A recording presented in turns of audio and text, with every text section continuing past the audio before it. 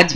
বলো বলো কি বার্তা? ভিনদেশ থেকে একজন লোক আপনার সঙ্গে দেখা করতে এসেছে। তাই নাকি? আগে মহারাজ, ওনার নাম হলো গুগলি সিং। উনি নাকি এক জাদুকর বিজ্ঞানী। এ আবার কোন মূর্খ লোকে বাবা? হ্যাঁ, আচ্ছা, পাঠিয়ে দাও তাকে।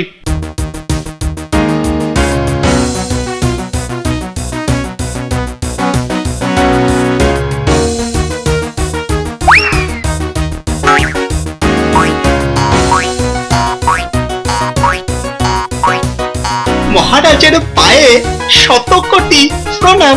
ঠিক আছে ঠিক আছে, তা হঠাৎ এখানে কি মনে করে আসা? অনেকদিন ধরেই আপনার প্রশংসা শুনছি লোকমুখে, তাই ভাবলাম সচক্ষে গিয়ে দেখে আসি। এইবার অনুমতি দিলে কদিন থেকেও যেতে পারি। তা থাকুন না, কিন্তু আপনি করেন কি? জাদুবিদ্যার চর্চা করি মহারাজ। হ্যাঁ, যা ইচ্ছে তাই করতে পারি। ও মা, এ বলে কি? জাদু বিজ্ঞান? তা বেশ বেশ, কিন্তু আপনি চোখে অমন ঠুলি এঁটেছেন কেন? এইখানে তো কিছু নেই তাই, তবে শত সহস্র চোখ রয়েছে আমার মাথায়।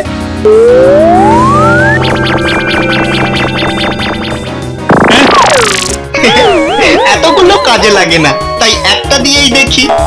ভালো করি না বলো? সে কি? আগে এই দিয়ে দেখেই বলে দিতে পারি। এ হলো গিয়ে আপনার সভাকবি। হ্যাঁ, একদম ঠিক বলেছি। কি মিষ্টি রে বাবা। ওই হলো পণ্ডিত, ঠিক বললাম না? একেবারে ঠিক। আরো একজন আছে, তার নাম গোপাল। আমার পোড়া কপাল। ঠিক বলেছেন, ঠিক বলেছেন। আপনি তো দেখছি মহাজ্ঞানী। আমি জাদুকর বিজ্ঞানী। মহারাজের পায়ে শত কোটি প্রণাম। দেখেছেন মহারাজ, দেখেছেন? এত গুরুত্বপূর্ণ সভা, তবু গোপালের দেখা নেই। হ্যাঁ, কে? ও হ্যাঁ, গোপাল। সত্যি কি যে করে। একটু দেরি হলো মহারাজ। আসলে এই তার জুতো সারিয়ে যেতে না যেতেই আরেকটা জুতো গেল, তাই একটু দেরি হয়ে গেল মহারাজ। কারো কারো তিনটে হাত মহারাজ, ডান হাত, বাঁ হাত আর অজুহাত। তুমি থামো। শোনো গোপাল, আজ একজন অতিথির সঙ্গে তোমায় পরিচয় করিয়ে দিই। এই যে, ইনি হলেন জাদুকর বিজ্ঞানী, খুব পণ্ডিত মানুষ। আমার নাম গুগলি সিং। আর আমি গোপাল ভাঁড়। ঠিক বলেছি না? তা গুগলি মশাই, আমাদের কিছু জাদুর নমুনা দেখাবেন নাকি? মহারাজ, এ জাদু জাদু নয়, ভগবানের লীলা। তপস্যা করে তবেই শিখেছি। নিশ্চয়ই দেখাবো নমুনা। মহারাজ, আমাকে একটা স্বর্ণ মুদ্রা দিন, করে দেব 1 থেকে 3। তাই নাকি? দাও মন্ত্রী, দাও একটা স্বর্ণ মুদ্রা দাও দেখি।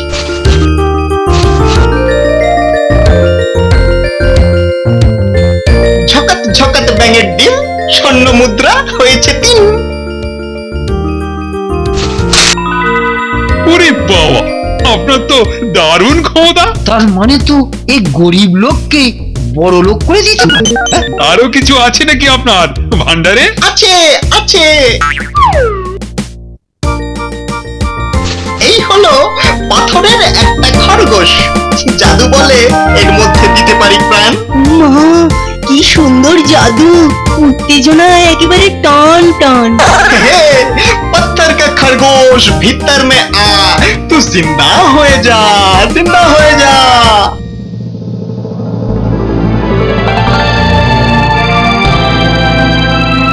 আশ্চর্য, অতুলনীয়, অভাবনীয়, দারুণ দারুণ। মহারাজ, এবার থামুন থামুন, বেশি বেশি হয়ে যাচ্ছে। হ্যাঁ, এই বেটা তো মহারাজকে দেখছি ভালোই বশ করেছে। দেখা যাক কোথাকার জল কোথায় গড়ায়।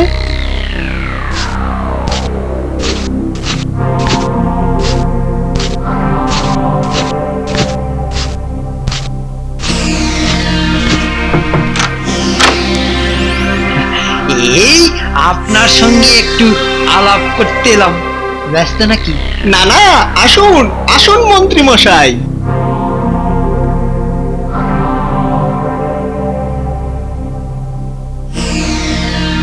আপনি কি এগুলো দিয়ে জাদু করছিলেন নাকি? জাদুই তো আমার জীবন।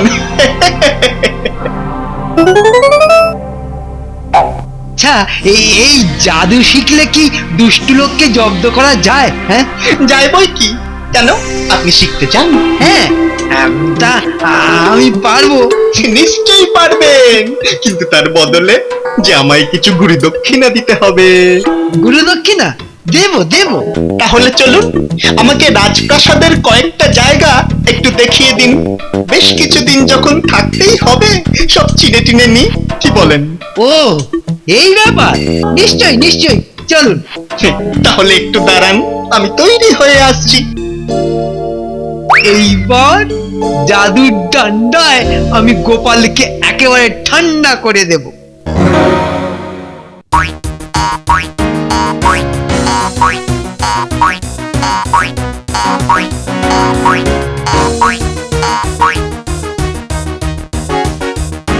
এই হলো ঘোড়াশাল।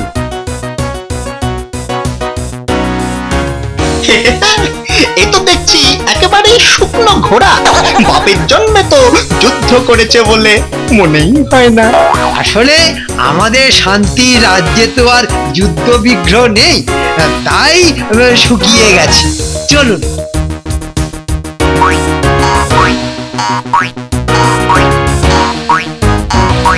এ কি, হাতিগুলো তো শুকিয়ে গেছে দেখছি। কারণ ওই একই। ধুস, তোমাদের কি কোনো ঘরেই কিছু নেই দেখবার মতো? কেন থাকবে না? আছে আছে, আসুন দেখাচ্ছি।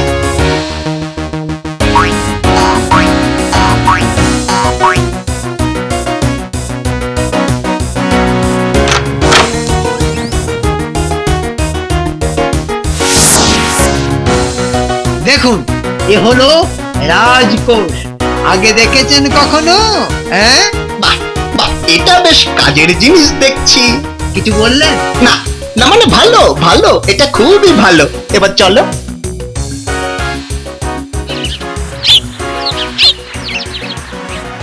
আরে কবি মশাই, ওটা কি করছেন?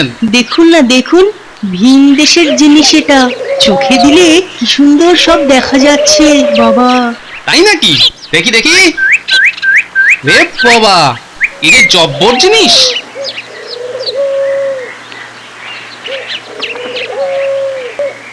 ঠিক আছে, এখন চলি।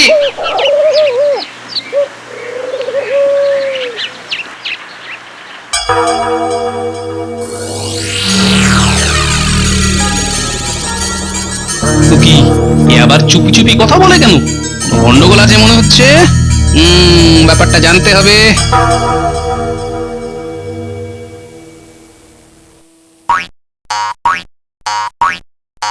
আসুন আসুন গুগলি মশাই, আসুন গ্রহণ করুন। আগে গুগলি মশাই, কিছু যদি মনে না করেন তবে একটা কথা জিজ্ঞেস করি।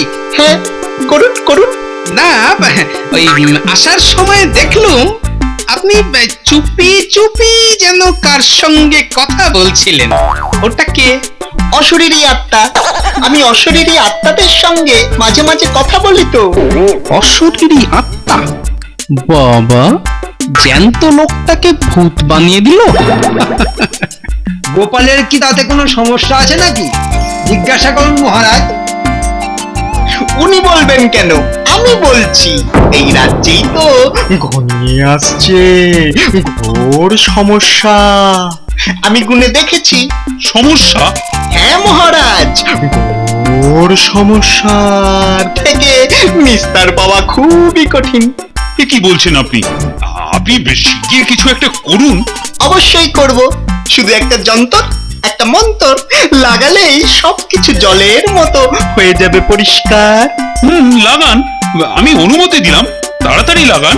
মহারাজের পায়ে শত কোটি প্রণাম প্রণাম। হঠাৎ করে এ রাজ্যে আবার কি বিপদ এসে উপস্থিত হলো? না, এবার দেখছি আমাকেই কাজে নামতে হবে।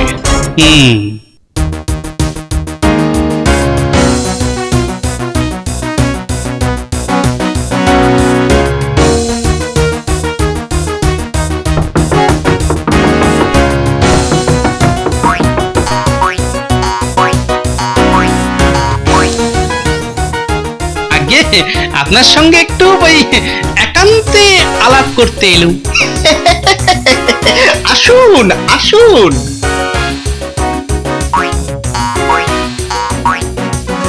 আপনার জাদুর খ্যাতি তো দিক বিদিকে ছড়িয়ে পড়েছে, শুধু আপনার বিদ্যা দিয়ে রাজ্যকে যদি একটু বাঁচান। অবশ্যই অবশ্যই বাঁচাবো আমি। এই এই এত কাশি কেন? এই, দাঁড়ান দাঁড়ান, জল আনছি। যাক, বেটাকে বোকা বানানো গেছে। এবার আমি একটা জাদু সেরে ফেলি।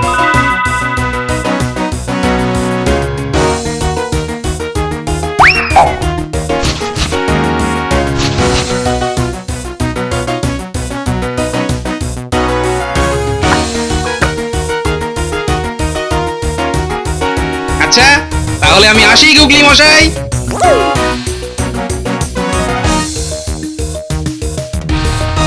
বেটার আসা যাওয়ার কারণটা তো ঠিক বুঝলাম না। কিন্তু গোপাল, এই যন্ত্রের ক্ষমতা তো আমার পুড়িয়ে দিচ্ছে কপাল। কেন, কি হলো আবার? এই দেখো না, সূর্যের আলোয় পড়ছিলুম আর বইয়ের পাতাটায় কেমন আগুন জ্বলে উঠলো। কই দেখি।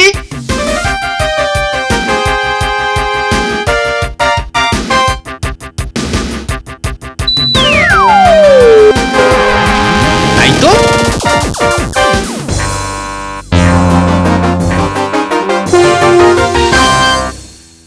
ওরে বাবা, কাজ নেই এই যন্ত্র দিয়ে, বরং বিদেশি যন্ত্র বাক্সে তুলে রাখি গিয়ে। চিন্তা করবেন না, চিন্তা করবেন না, চলুন বরং রাজসভায় যাওয়া যাক।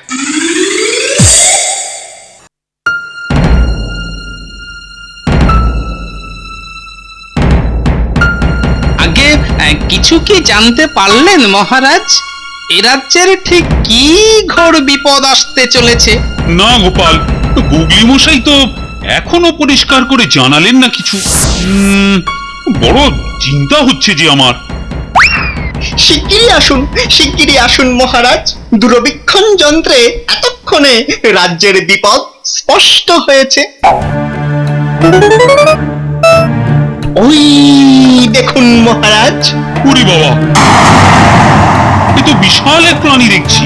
হ্যাঁ মহারাজ, ওই ভিনদেশী প্রাণীটাই আপনার গোটা রাজ্য, এমনকি সমস্ত পৃথিবীটাকে হালুম গ্রাস করে নেবে।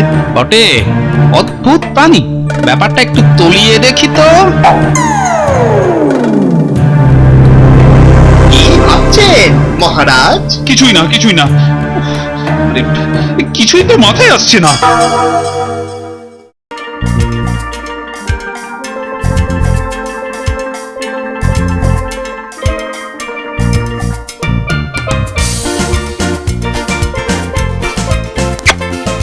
মহারাজ, মহারাজ, এ কি তুমি তুমি ওখানে উঠছো কেন?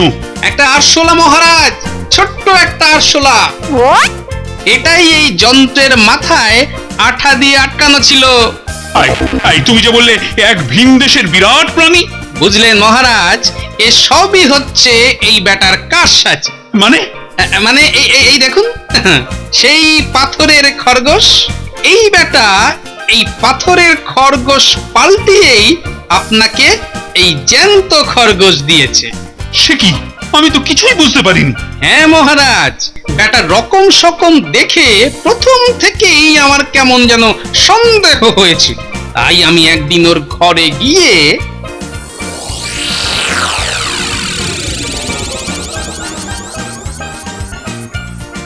বেটা চোর। তার মানে তুমি এতদিন ধরে আমাদের ঠকিয়েছো।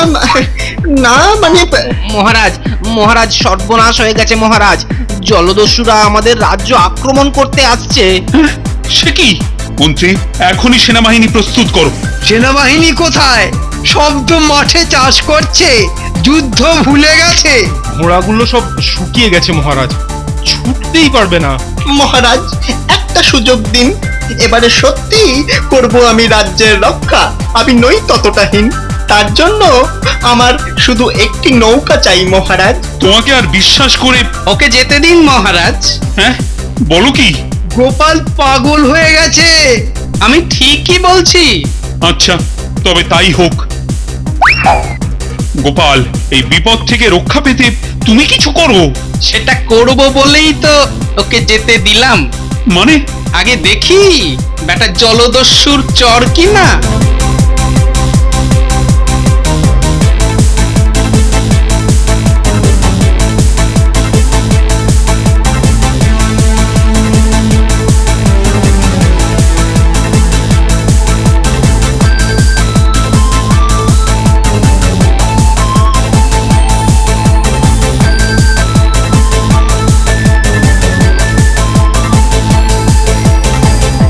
আমার সন্দেহ সত্যি, হুগলি সিং ওই জলদস্যুদের জাহাজে।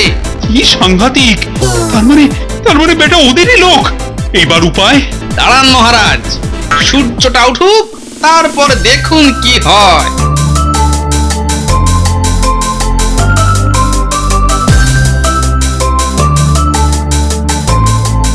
ওই দেখুন মহারাজ, সূর্যদেব উঠেছেন।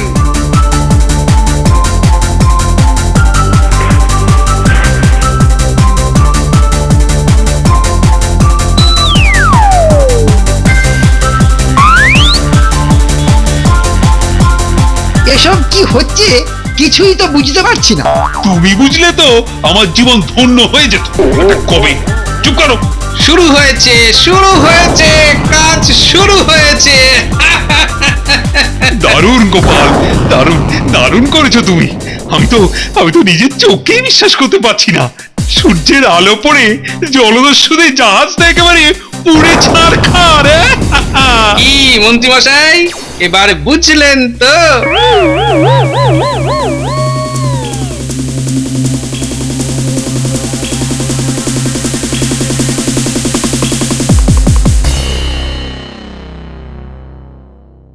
কিন্তু গোপাল, তোমার মাথায় এই বুদ্ধিটা এলো কি করে? মহারাজ, কিছুটা বিজ্ঞানীর শিক্ষা আর বাকিটা সভা কবির দয়া। মানে?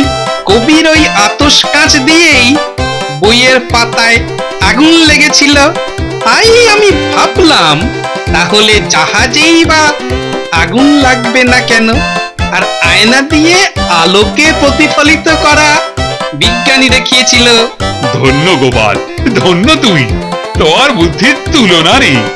বিজ্ঞানী তীর্থ থেকে ফিরলে তোমাকে পুরস্কার দেব, কেমন? বুদ্ধি যার বল তার।